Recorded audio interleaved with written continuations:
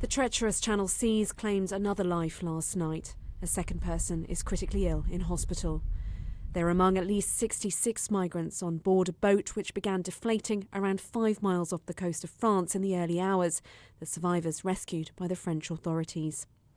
The British government say the tragedy is a stark reminder of the dangers and demonstrates the urgency of deterring future crossings.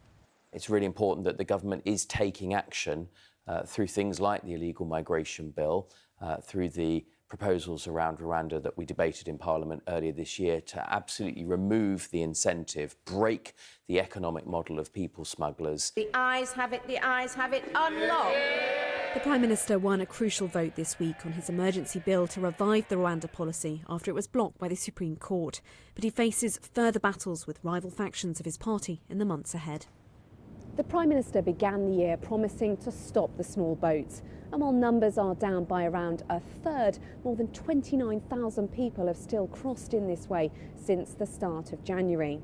For many in the Tory party, Rwanda has become the totemic solution to the issue.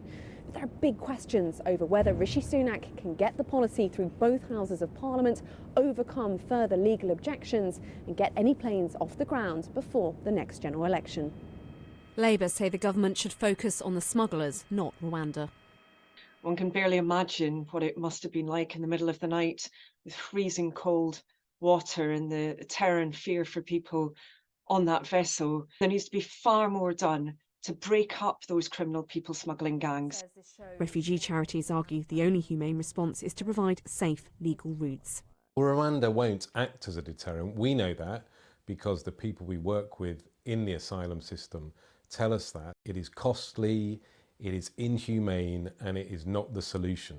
The government needs to urgently change course. It needs to look at the evidence around providing safe routes.